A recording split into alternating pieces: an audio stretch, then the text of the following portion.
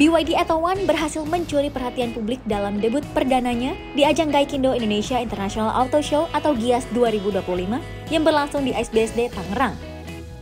Desainnya yang kompak serta harga yang dimulai dari Rp195 juta menjadikan mobil listrik ini sangat menarik bagi para pengunjung, terutama bagi mereka yang tinggal di kota besar seperti Jakarta. Salah satu pengunjung, Aang Suraji, saat ditemui Kompas.com di booth BYD pada Selasa 29 Juli 2025 kemarin mengungkapkan bahwa BYD Atto One dirasa cocok sebagai city car seperti di Jakarta yang macet dan masuk jalan-jalan yang kecil. Kalau bentuk sih lucu banget, compact, terus kayaknya buat di city car Jakarta yang macet, jalan-jalan kecil tuh enak lah. Namun begitu, Aang juga menyoroti bahwa karakteristik mobil listrik yang responsif dapat menjadi tantangan tersendiri, utamanya bagi pengemudi pemula. Dirinya pun menekankan pentingnya edukasi penggunaan mobil listrik agar pengguna dapat beradaptasi secara teknis dan mental.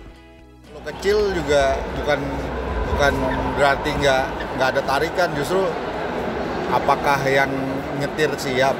Karena biasanya kan yang mobil-mobil kayak gini yang bawa tuh pemula kan, yang baru punya mobil pertama, pengen punya segala macam. Kadang-kadang menurut saya justru agak berbahaya juga, karena EV tuh responsif banget tarikannya, jadi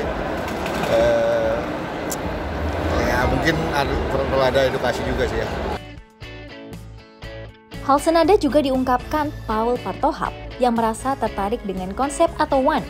Menurutnya, mobil ini menyajikan perpaduan desain yang menarik dengan fitur yang lengkap untuk ukuran city car. Saya tadi langsung kepicut sama Atto 1 karena suka banget sama mobil-mobil city car yang mini tapi tetap tampilannya bagus, terus dalamnya juga tadi futuristik dan luas, nyaman gitu. Suka sih.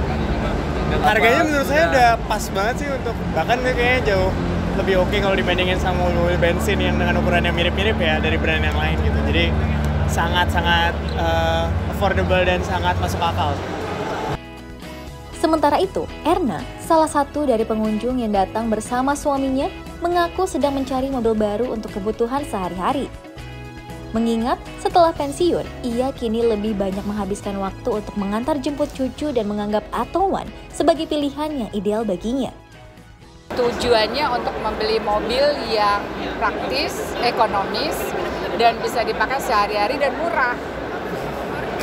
Jadi saya pengguna mobil macam-macam. Terakhir saya memakai Alphard. Kemudian karena memang cocok untuk bekerja.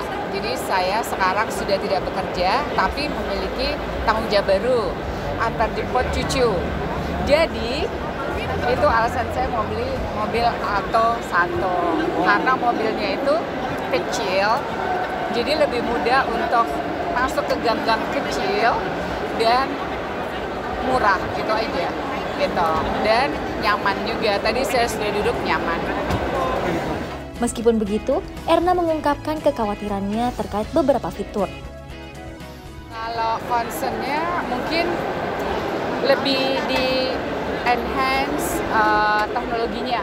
Tadi saya lihat di ininya, apa itu, layar, navigasinya nggak ada. Padahal saya tergantung banget dengan Waze yang pakai GPS. Jadi belok kiri, belok kanan gitu udah otomatis. Nah itu mungkin yang perlu di enhance ya.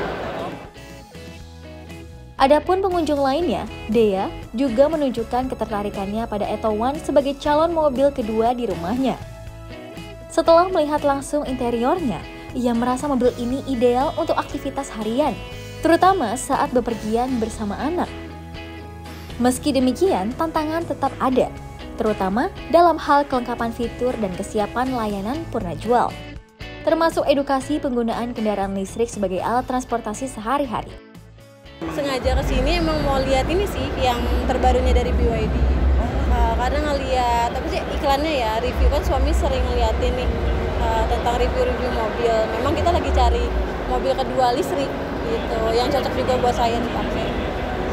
Jadi emang sengaja kesini mau lihat ini sih, salah satunya.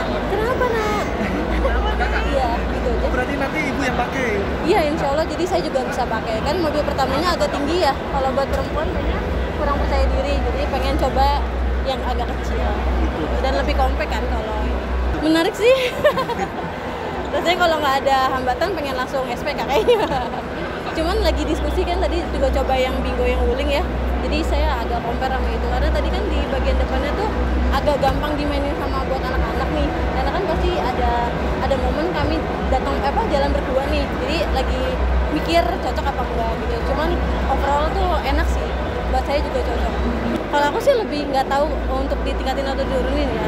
Soalnya kan ini mungkin ya sasarannya buat perempuan ya. Perempuan itu kan pasti ada beberapa yang pasti pegang anak kan. Nah, bagian part depan aja sih tadi yang agak ngeganjel karena itu terlalu gampang dimainin gitu loh sama anak-anak. Itu aja sih. Kalau yang lainnya sih kayaknya untuk harga 195 tuh udah cukup banget ya karena termasuk affordable juga. Bagus lah harganya untuk kualitasnya, jarak tempuhnya, ukurannya, semuanya tuh udah oke lah. Dirinya pun berharap kedepannya BYD perlu memberikan perhatian lebih untuk memastikan para pengguna dapat memanfaatkan potensi penuh dari mobil listrik ini. Dari Tangerang, Carolus Dori melaporkan untuk Kompas.com.